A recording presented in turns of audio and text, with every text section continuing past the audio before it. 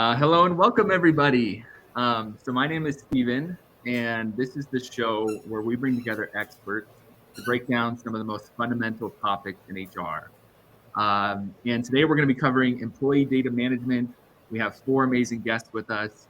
I'm going to go ahead and intro them right now. We've got Heather Anderson with us, who is an HR manager at SP Plus.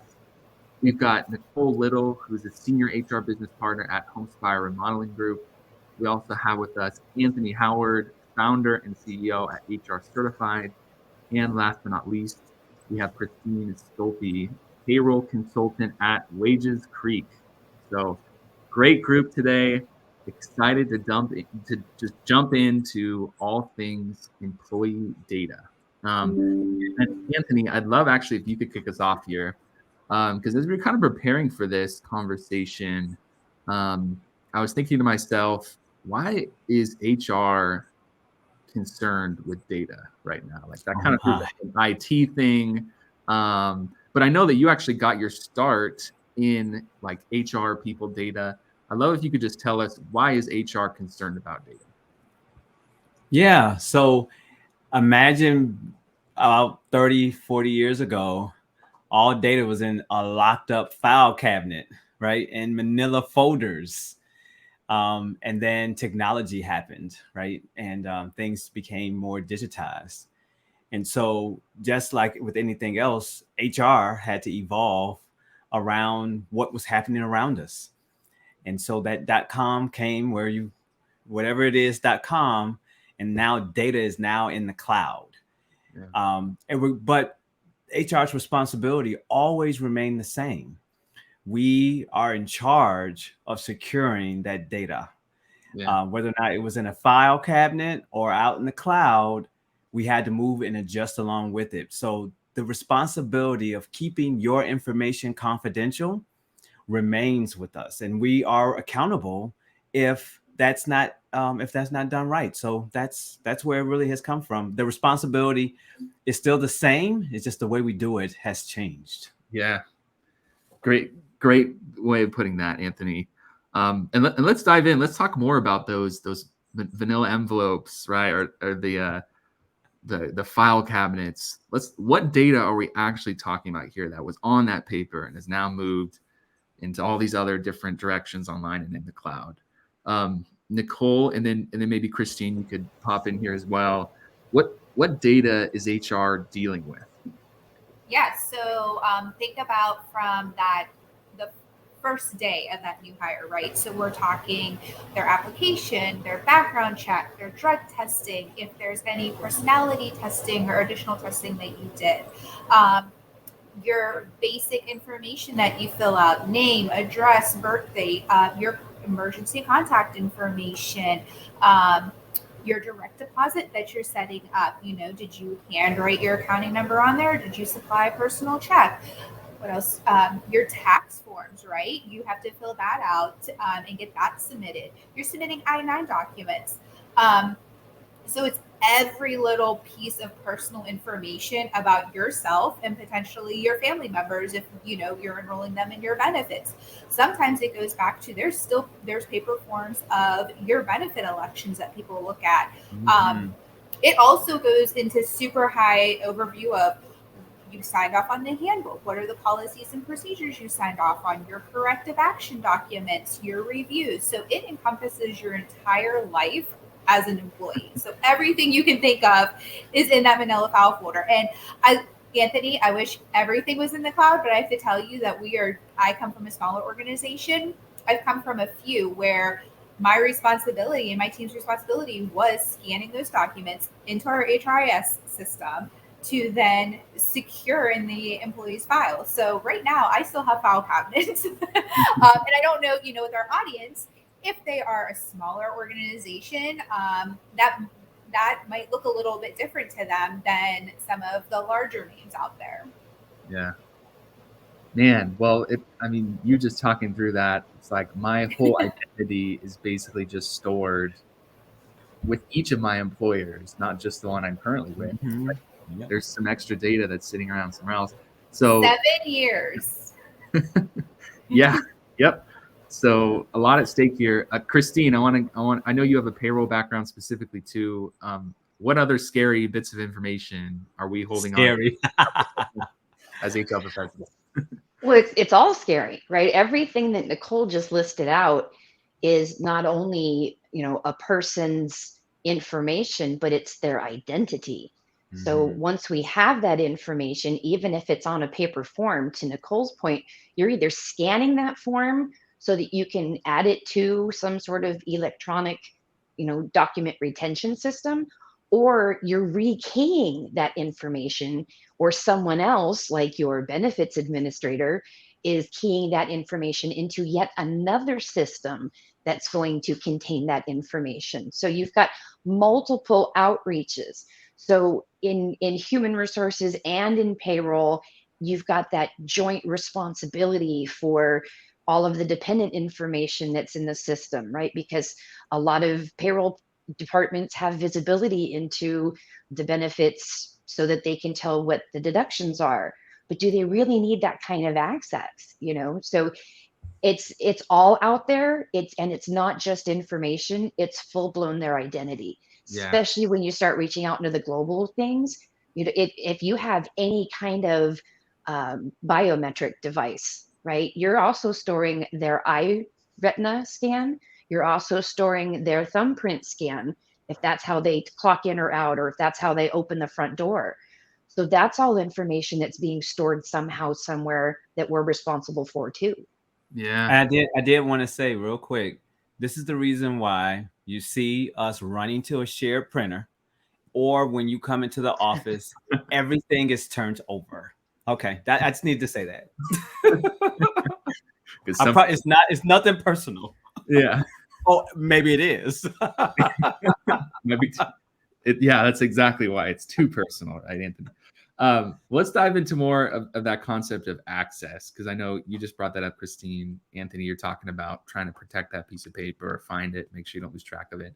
And Heather, let's bring you in here to kind of kick us off in this direction. But there's obviously reasons for us to collect this information, or else we wouldn't be collecting it. But how do you, who should be viewing it, right? Is this the entire HR department has access? Is it just the most senior leader? Does the CEO get to look at some of this stuff? Talk us through all that. Yeah, need to know basis. I add another level to this because I come from DOT. So that adds in a whole slew of other things. So, with that personal information in their DOT files, I have to have copies of their driver's license and their medical cards and all of their safety records. And that Department adds of a whole different, Transportation. yeah. Yeah. That adds a whole different level, and those still have to be paper. So we are in a hard mix. So identifying who has access to what is very, very, very important. Just because you're in the HR department doesn't mean that your job is like it's a necessity for your role to see certain things. Like, unless you're dealing with their compensation and benefits, you don't need to see those folders. Unless you're dealing with their FMLA or their ADA or any of their leave requests, you don't need to see those papers.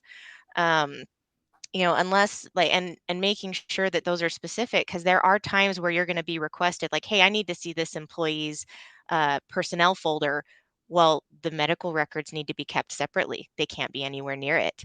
Their DOT files for their driver qualification files have to be kept separately. Their drug and alcohol has to be kept separately from their medical and their driver qualification folders. It all has to be separate. And that may mean you have to make copies of 5 or 6 things and put them in all the same folders. But unless your role specifically requires you to look at that information to perform a specific task to finish up your role, that you shouldn't have access to it. So for my managers, disciplinary actions, absolutely. They can look at the employee's personnel folders if they're over that employee. If they're like, hey, I need to look to see where we're at in the progressive disciplinary action, absolutely, let's go look at it right now.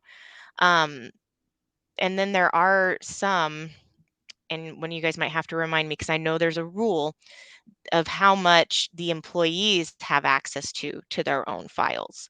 And I believe that's a state specific thing, if I'm correct. So you want to check your state laws.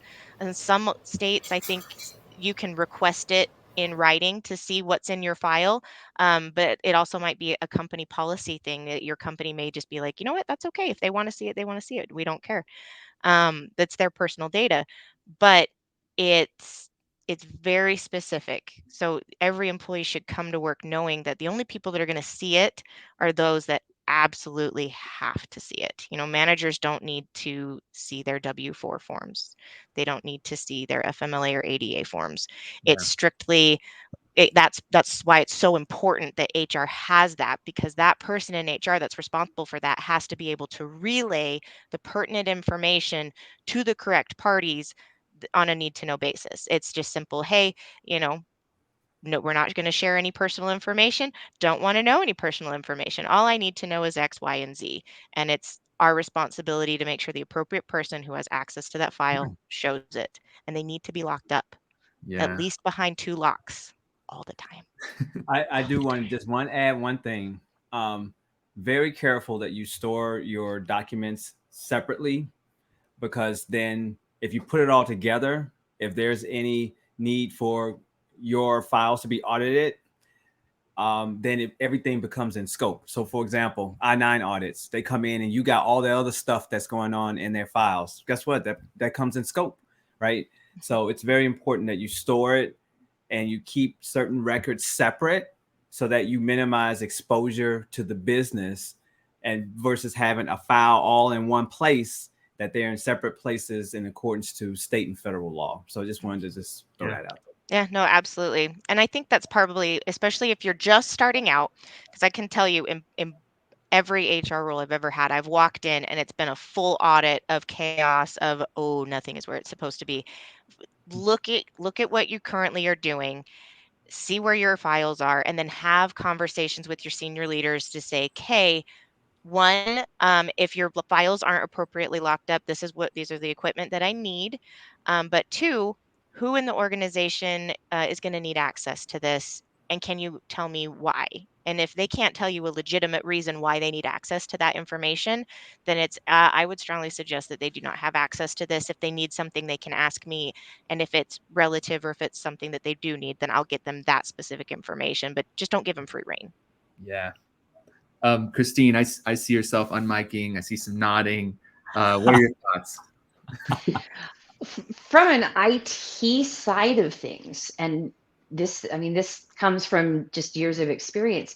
Roles, if you are having anything stored in your system, right? If you have an HRIS system, if you have a payroll system, if you have a time and attendance system, if you have a benefit system, if you have an applicant tracking system, all of those systems have user role management within them, hopefully, and you can set up specific roles for people that only allows them to do certain things. And when you get into the much bigger systems, and I won't mention any of them because I don't want to give anybody any props here, but there are very big payroll systems out there that have the ability to really knuckle it down to almost individual users. I've worked as a contractor for many years, and they're able to give me access to their systems without me seeing anything that's outside the scope of my contract. Others have had to give me full admin access so I can see everything, like the CEO's home address.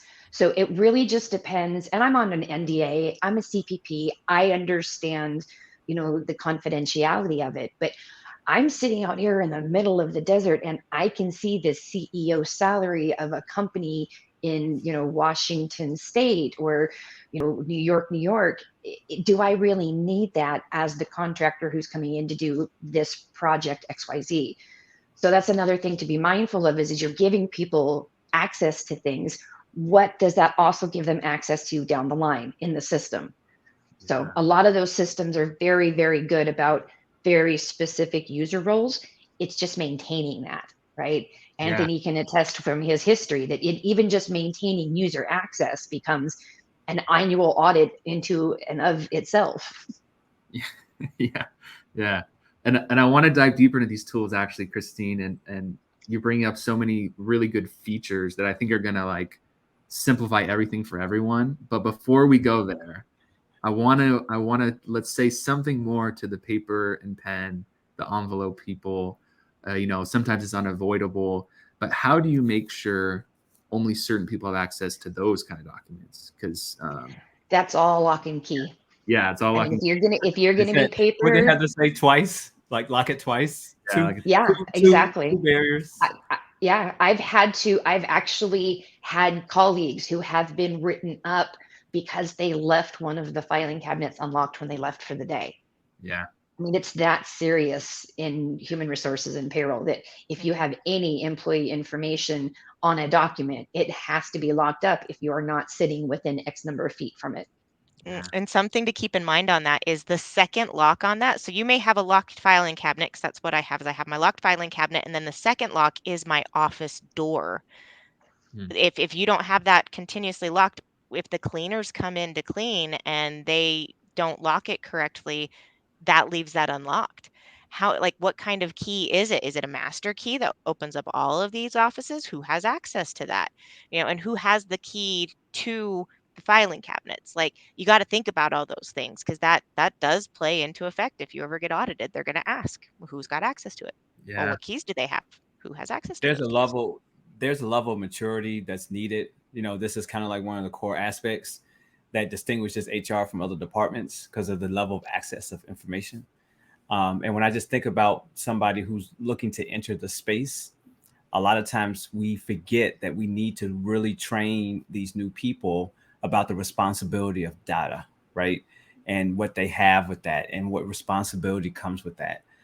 That access, that's different from working with somebody's credit card for a couple of seconds versus having constant exposure to somebody's, I call it the employee life cycle of data, right? yeah, So just keep that in mind, but don't limit that, but just have that, like, train your people about the importance of their responsibility around data. yeah. Nicole, I want to bring you in here too because I know that you said you have some paper documents and sometimes it's unavoidable, but also it can be legacy sometimes. But how do you think about security for physical documents? So we do the double key lock, right? So we have a storage center, and then in the storage warehouse room is our designated HR cage that is keyed. So it is a badge to get into the warehouse. It is a separate key to get into this storage unit. And then we maintain our records, keeping them for the designated time period, depending on what type of records they are. And that is where you have to really research what you're storing. If it's a paper, medical records, if they're termed employees, you can destroy them at a certain year date. If they're active employees, then you have to keep them for so long. So it's very important to understand what documents you have stored on paper, and then what the criteria is for destroying them. So we also have a shredding company, which I know we talked about. Anthony said, you walk into HR and you'll see us turning things over, or we're moving our, screens. A lot of companies, or maybe you just want to double check that you participate with a shredding company, or you have a shredder right there, right? Or if you are printing something out, that's a secured printer that only the HR team has access to, or you have one specifically in your office. So the paper documents you just have to be very careful about. I know sometimes we talked about who has access to what. I've ran into situations where payroll is like, hey, I need this person's social security number. They write it on a piece of paper and then file it. So like you have to work with your other departments too to be like, what is your file system? Why are you asking for this information? Like Heather and Christina said, like, you need to understand their processes, what they're doing with that information. Is it something that you can walk back and have that conversation with them about? And you want to make sure too, like, we're talking about files and paper documents, but what about email, right? So we have to do I-9 backgrounds. We have to ask for people to turn in personal information. They're inputting that in your applicant tracking system. Don't email it. Don't put it in Teams. Don't text it to somebody. You can't, if you need to, you keep workers' comp files, right? And with DOT, that's, all of this, I came from the DOT world too. That information is all paper, like Heather said. So you're writing down their date of birth, their social security number, their driver's license information. If I'm working with Heather and she's in my department and she needs to have that personal information for DOT paperwork that she needs to fill out for an employee, then I need to call her and provide her that verbally over the phone or physically see her in person. But I cannot be texting it, emailing it, putting it in Teams, whatever the case is. So we have to think of, like, when you think of paper too, it's not your physical paper, is whatever you're utilizing in your workspace to record your information. Yeah. And well, I gotta be honest, you guys are stressing me out about keeping all this, but it's so serious, it's so important. Let's see for a second we can move away from paper and talk about the systems that are maybe making this a little bit simpler for people, are maybe going to do some of the hard work and give some of the security. And I see Anthony, he's got something up his sleeve. Maybe we'll start off with you, but let's name specific companies. Honestly, like, let's call them out. What tools should people be looking into? Companies. Oh no. And okay. everyone, let's have everyone answer on this one. But Anthony, Okay. why don't you kick us off? Well, so the platform I grew up on was ADP Workforce Now. Used to be employees.com. And that platform is made for like medium-sized businesses with employees. But at one point in time, like Toys R Us, when that was a thing, was on there as well. So awesome system. And some of the aspects around that included employee self-service, manager self-service, so we could get out of the data entry, more about managing the workflow. And the most important aspect was integrations, moving that data from one system to another, so that it just one last rekeying exercise that needed to be done. And that's when I really became partners with payroll, IT, all these other key stakeholders that's connected to the process. Because if that relationship doesn't happen, then guess what? It becomes a very expensive filing cabinet in a cloud. Okay, ADP. That's my system. I love the emphasis on integration too. Christine, I see you unmuting yourself. What systems do you like and use? The only system that I've worked with that was that allowed the client to be 100% paper free in payroll and human resources was Workday. And it was a very long process.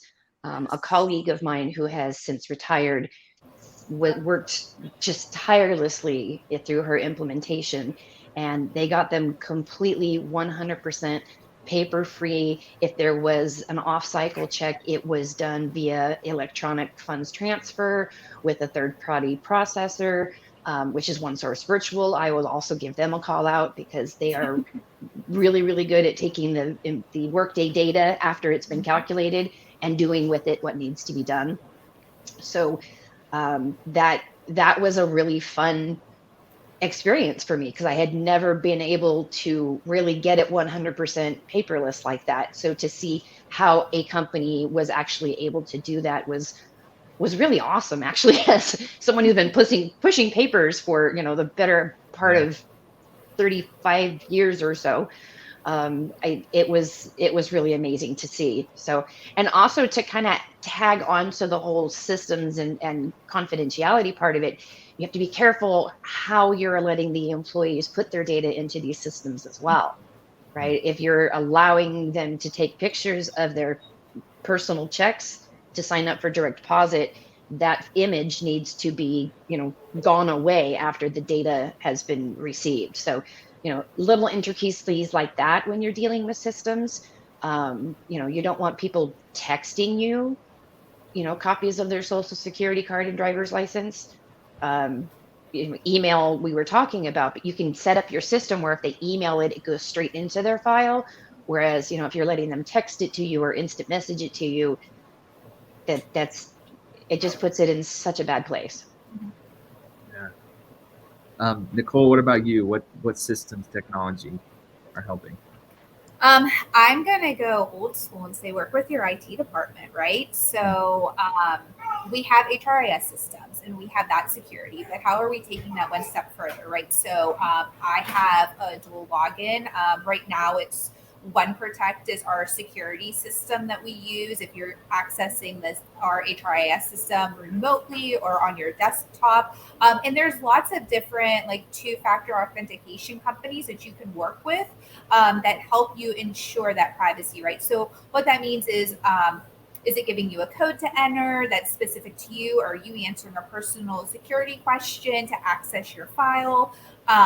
So I like that aspect of it. I also am huge of partnering with my IT department and saying like, hey, I think we need to add an extra level of security, or, you know, maybe we shouldn't allow all the features of an employee's file to be accessible mobilely on and through an app, right? So what does that look like?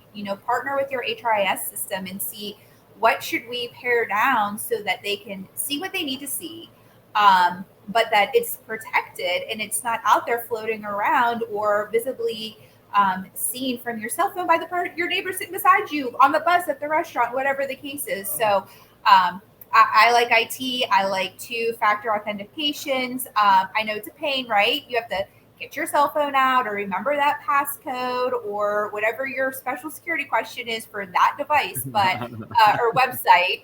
But I think those are the two biggest options that help with your security. Yeah, great thoughts, Yeah. Nicole. Heather, let's close with you on this one.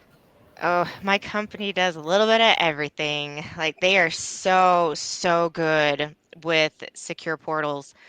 So I've worked for a couple different companies, and I'm gonna say this, and people are gonna go, I don't even know what that is. AS400 is one that we've used. She knows it. She knows it. So yeah, that's one. Some of the bigger trucking companies still use Is that that. a DOS system? Yeah. It sounds like you tab through. It Oh, is like I old school. What is that? The Oregon Trail. yeah. Like that. It's like that setup. Yep. But for trucking, it is like phenomenal. Oh It is yeah. like Yeah. what you want. F2 to save. Oh yeah. Yes. I didn't ever have to take my fingers off that keyboard. I was flying. Go back So to the folders. Go back to the Manila go back folders. to the folders. So we and my current company still uses it, which was fun to see. But you've got companies like, because if you don't have a one-stop shop, like one that I have worked with, that was a one-stop shop was Paylocity. And they did everything from applicant tracking. You could do training in there. You could do payroll in there. Their their check stubs were in there, and and it did have that really cool user access level to where you could determine who gets to see what, which was fun. But then you've also got iSIMs. There's still quite a few companies out here in Utah that use that, and that does have a secure portal for them to upload their banking documents, their I-9 supporting documents, and so that way it can move things over. UKG does a lot, and that's another one that I've utilized that has certain access levels. Depending on where you're at, you can see certain things. And Applicant for those Pro. who don't know, UKG is a unification Ultimate of Ultimate software. and Kronos. They are now Ultimate Kronos Yes. Group, UKG. Yeah, we call it Kronos, not like, but the official is UKG. Applicant Pro is another one that can hook into a bunch of different uh, systems. If when they help build those bridges to make sure that all of your files are there. A lot of it though is depending on like, I don't know how many people know this. I didn't know this until I found out, but Google, the Google based, a lot of companies will either be Microsoft Office or they'll be Google based, and Google actually has a thing called Vitru that is an encryption on your email. So if you have to send those sensitive documents, because my corporate office is not anywhere near me, it's halfway across the country. If I need to get something from my corporate office that has that sensitive information, I will send an encrypted email to them requesting that so that they can send it back. And it's an extension on Google that you can use. So if your company uses Google, check into that, see if that's Is something that that could be an free? option. I I don't know. I mean, I didn't have to pay for it, but I don't know if my company is. But it's wonderful in the event that we, are, especially because every year we have to do an annual MVR for DOT, and that requires knowing their social security, knowing their driver's license information. And yes, we can get it from the employee here, but if they work graveyards, you don't want to pester the crap out of them. So it's a very easy, quick, hey, corporate HR, I need to have this information, and they can send it to us in an encrypted email so that it is safe. But I love the the IT department at this company. They are so on it. We have that too. We have a portal that we have to sign in, and it does require either an email that gets sent or a phone call or a text to my phone of a code that we have to send in. They even go far enough as we have our own secure portals, one for our training department that nobody else but training has access to. Then we also have a benefits. We use an employee navigator. And the only, that's where we were able to upload, like with the COVID vaccines, Utah, we're not allowed to keep those on site. We can't keep those, but our corporate office needs to know because we do have some clients that required people to be vaccinated. So, that was a great secure portal for people to upload that sensitive document. And then it got uploaded either with a yes or no, and where we were able to see from the local level, do they meet this requirement, do they not, and we didn't have to know any of their personal information, which was really wonderful and easy to do. So, and that's only accessible through our benefits department. So I mean, it really just depends on how intricate you want to get, because however you want to do it, I mean, technology is an amazing thing, I'm obsessed with it, but there's a way to do it. Yeah. So you can get a little bit of everything. And a new one that we've just started using, I think it's called Okta. I don't know if any of you guys have Okta, heard that. Okta, Okta. Okta. Let's That get AS400. No. Yeah, so that's coming in to help add a little bit more security just to be safe. So it's wonderful. I love how secure this and how serious this company does take the the employee personal information. Identity theft is a really big thing. And you get those emails of, oh, this company got hacked, or oh, this person got hacked.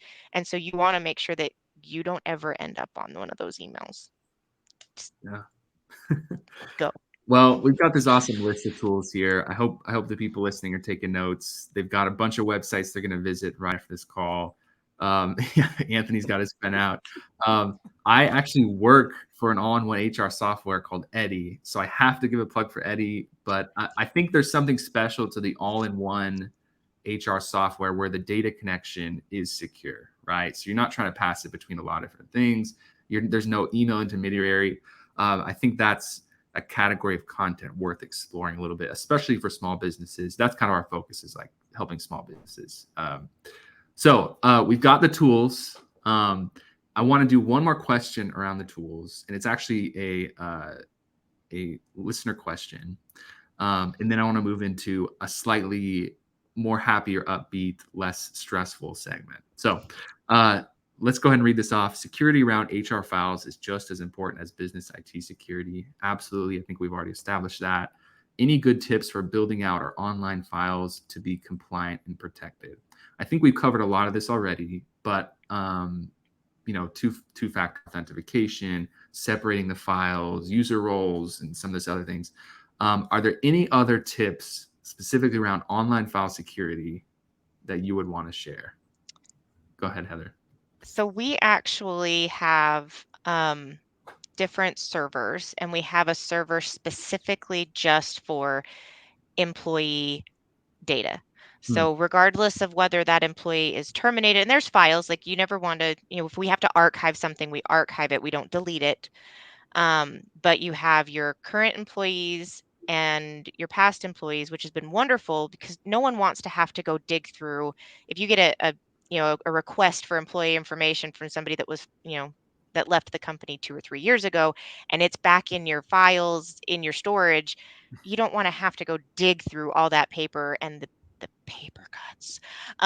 You want to be able to very quickly go to your files, go to your archive, and be able to see it. And with it being on its own separate server, you can determine who has access to that. Because if it's not mapped, they can't see it at all. They can't move things into it, they can't move things out of it. So you can control who has access to that on a need to know basis. But that way, it's also an easy way to get the information you need to, but also control who has access to that. Yeah. Great tip. Any other extra tips you guys want to throw out around online files being compliant and protected, or did we cover it all?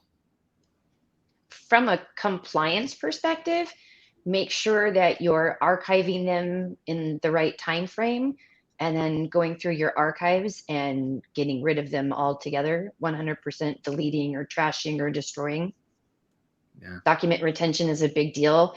One of the things that a lot of employers get, I don't want to say caught at, but they get the slap on the hand, is that they have documents further back than they needed because they were too afraid to destroy anything. Yeah. Yeah. We have this baby, which is awesome. Employee. Oh, I'm You should sorry. not have, you should not have moved that camera down. Oh Yeah. my goodness. Oh, They just got home from school and he's not happy. He's not with he his is big brother. happy I and apologize. everything. No, it's awesome. We love it.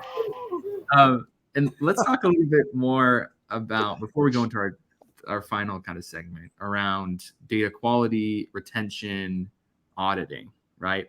So Christine, you brought up these have to be deleted at some point. When do they have to be deleted or updated? And Anthony, do you have anything you would want to share on that, or someone else? Yeah. Well, I implementation is very important for this, right? Like for example, if you decide to move your files online, don't have it open up to the person like what it should be, because then it's going to be hell trying to retrieve that data. So have the categories that you're going to need, the type of documents, and have a protocol so that there is a structure that's easily retrievable, that you can report off on, with dates, those type of things, like when his last was revised. All of that stuff you need to think about that process up front, because I know a lot of times people are like, I just need the paperwork gone, get a temp, have them scan it, put it in there, and then we're done. Then you're going to go through a whole nother implementation process trying to clean that crap up. So anyway, just from an implementation standpoint, make sure you're thorough, take the time that you need, and think about the 5 steps ahead of that, so that when you are audited, you're not going through purgatory. That's all I had. That's good. Um, and just like on the data quality piece, how often are you doing audits of your own data and saying, okay, we're up to date or we're not?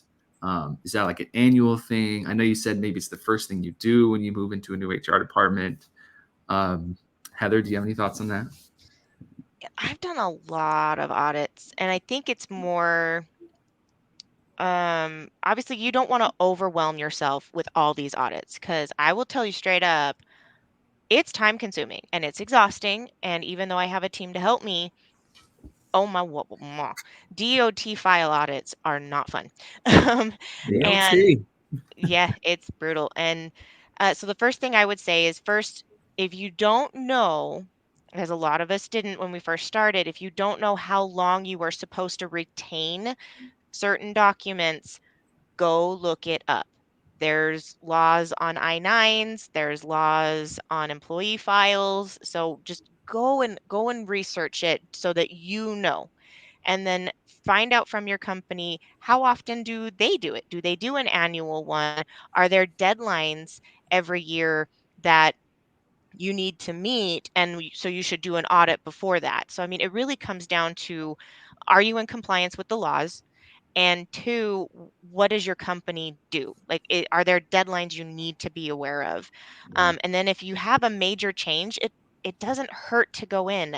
I like to go through, um, just because a lot of our files are held up at our corporate office, I still need to make sure that I'm aware of what's going on at my local level. So I have my own files and my own data sheets that I like to go in and audit, because I may have a manager come to me and say, hey, I need to know our current active employee list. Well, I've got 5 locations. So, okay. I'm constantly constantly updating and making sure that they're live, adding in people when we hire, removing people when we, separate. Just you're going to have to tailor that specific to your company's needs, your industry needs, and the laws that are applicable for that. But just make sure you're Yeah. always in compliance with those federal levels and the state levels if your state has specific things. It's just always better. But the big ones you want to look at, are your I-9 audits. I-9 audits you're going to want to do every year, because there's going to be some times where it's time for those documents to be shredded, and you want to make sure you're caught up with everybody that you hired that year. I tell my people, always do FMLA audits. Are they intermittent? Did they have an extended period of time? I mean, but those are laws you're going to have to do. Other laws, the Affordable Care Act, you may have to do a look back for employees that, did they meet that 30-hour requirement so that they get their benefits? And when does that start? Like, when do you start talking to your insurance broker, or if you have a brokerage, when do you have to look at all that? Look at the benefits that you have currently. Do they require audits? And the other audits that you're going to have to do every year is the EEO1 auditing.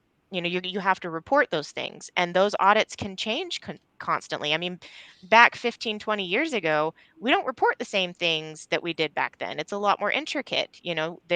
They're wanting to make sure that we're being, inclusive, and that, we're being fair, and we're being those equal opportunity employers. They're going to ask you about pay rates and your dynamic and your demographics. you know, Go in and find out. I had the Bureau of Labor Statistics would message me and send me documents every quarter, and I had to report on certain metrics for them in order to, respond to that. So, I mean, it's really just going to depend, but you want to be aware that of what it is that, you're going to be required to be reporting on, and then schedule it in advance so that you're prepared for when those audits show up, and you can be like, yep, here we go. I just one add I want to have to that. That was a lot, right? Of all the things that we have to be aware of. But be careful not to over engineer your own processes to meet these requirements. I have consulted many, and I have been in situations where you go into a situation where it's a grandfather process and you think that's the law. No, it's not. It was just a process that was put in place to make sure that and the one example I have is around job descriptions. I used to work for a company that is regulated by the FDA. We have to have a quality manual as it relates to that. Somehow the job descriptions got intertwined into it. And one thing we said is that all managers had to sign off on the job descriptions. Was that a federal law? No. Was that a state law? No.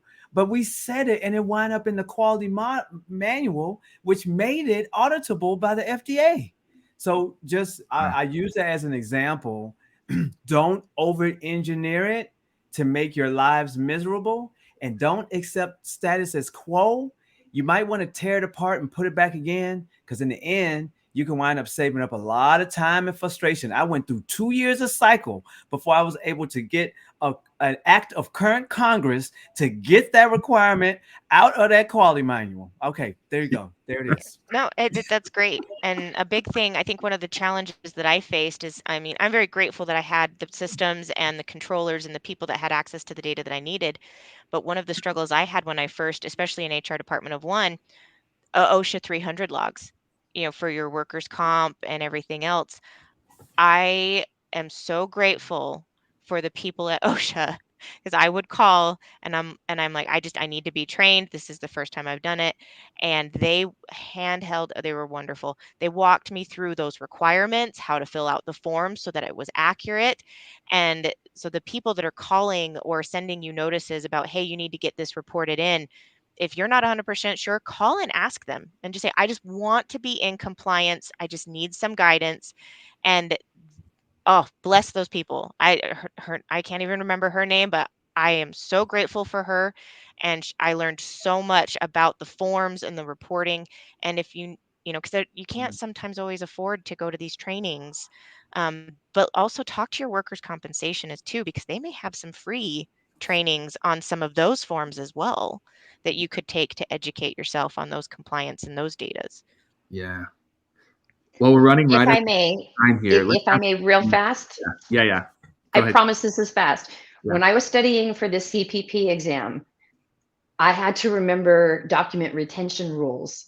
So I came up with a quick little memory thing. If there are 4 letters in the agency's initials, then there's a 3-year document retention. If there are 3 letters in the agency's initials, it's a 4-year document retention.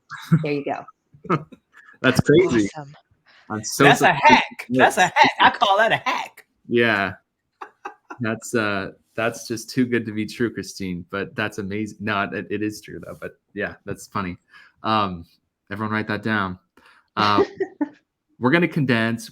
Like I said, we're right up against time here. We're going to end on a positive note though, and we're going to have just a short question. So it's 2 questions combined in one, but kind of short answers here. The first is, we've talked so much about protecting data, but we haven't talked a ton about using it like in the most effective way possible. And that's probably a whole different conversation.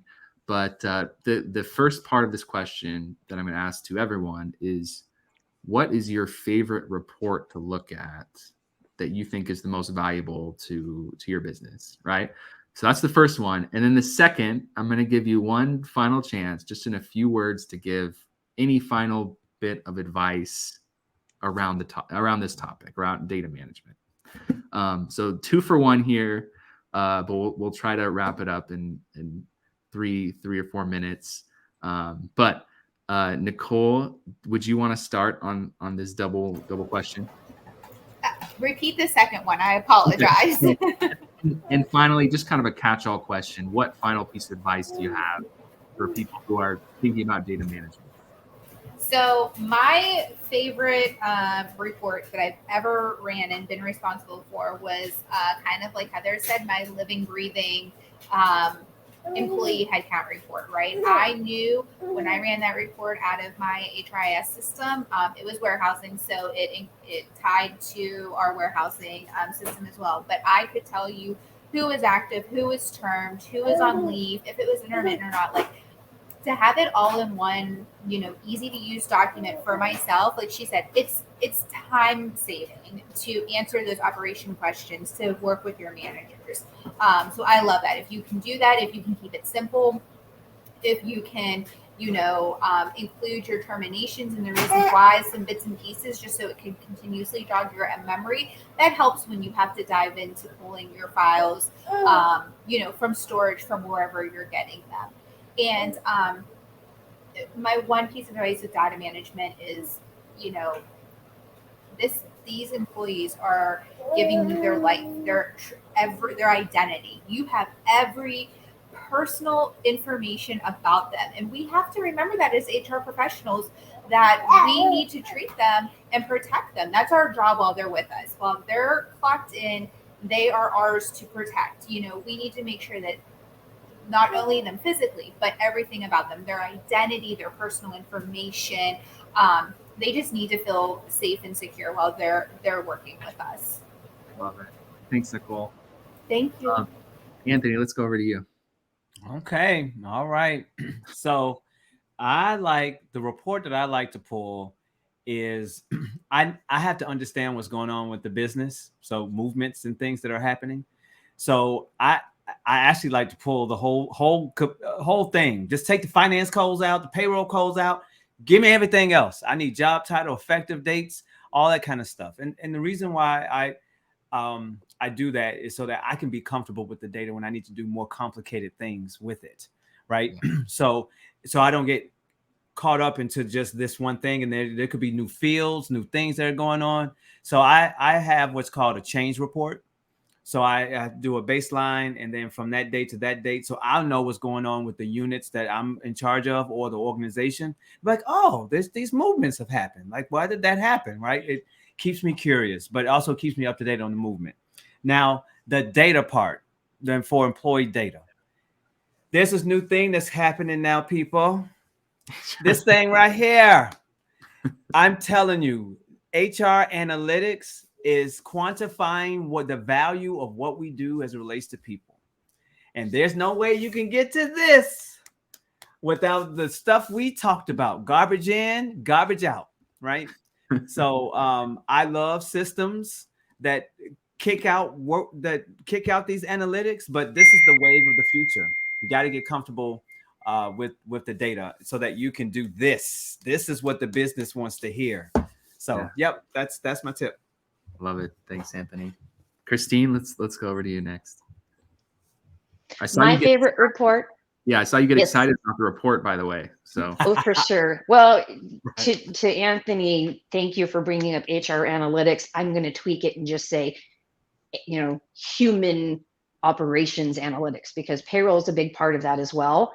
And as a payroll evangelist, I like to lump us in with HR when it comes to data in, but when it comes to data out, our data is going elsewhere. So we have to partner with other people. So I'll just remind everyone of that. However, my favorite report, because I am a big time payroll data nerd, is the Flux report. I have what's a Flux report? created. Okay, right. What's that? You got to tell us. A Flux report is, this is what happened last payroll, this is what happened this payroll, and this is the difference. Now explain why it's different. Yeah. And you can do it by employee, you can do it by department, you can do it by division.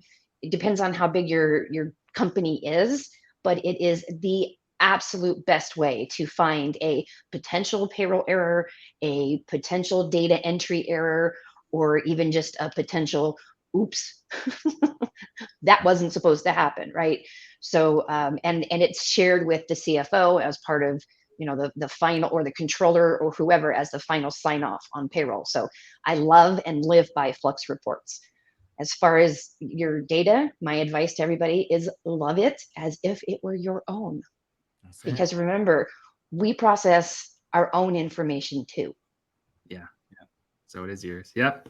Great thoughts. Heather, last word to you. Report and advice. So I currently am obsessed with like my own data tracking reports, just because it gives me easy access to any information that I might need really quickly. But one of my other favorite reports was actually the EEO1 reports. I loved to see how diverse our workforce is. And it, I know that DE&I is a big thing, but at the end of the day, you got to remember, we are human resources. We are the resource for the humans. We are here to put the human back in human resources. And yes, this is a very big thing about compliance and about making sure we are protecting our staff from all levels, your senior leaders down to the front line. And every single one of them is their own unique person, their own unique background, their own unique culture, and they all contribute differently. And that is why it is so important and so fun to be in HR right now, because we're here to help protect them. Yes. We're here for them. And that final advice is something that I actually stole from my safety manager the other day. It's, when in doubt, wait it out. Do your research. If you are not sure, don't go do it. Research it. Google is your friend. Never assume. We all know what assume is.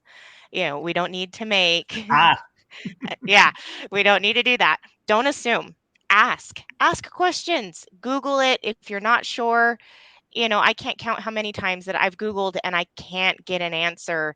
And that's one of the beauties of the HR Mavericks, is you can go and you can ask, and you're going to get people from all levels of HR with all different kinds of experiences that can help and get you answers. So just when in doubt, wait it out.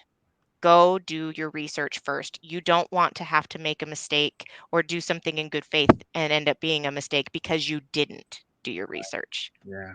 Like, it's okay to Perfect. not know everything. That's great. I really appreciate you for sticking on a little bit longer. For all those who are listening, if you want to learn more about data management for employees, although I think we pretty much covered it here, hop into this article we have written about it. We'll continue to update it. This conversation will actually be posted at the top of it if you want to rewatch it. And go meet these panelists. Like Heather and others were saying, like, If I was a small HR person, honestly, I'd be connecting with these people, like writing them a check, getting them to do a check. Oh, okay. yeah, whatever I can do to get on the phone with them. Right. They know their stuff. Just so glad that you four are here. We hope that you have an amazing day and everyone watching does as well. So bye, everybody. Bye.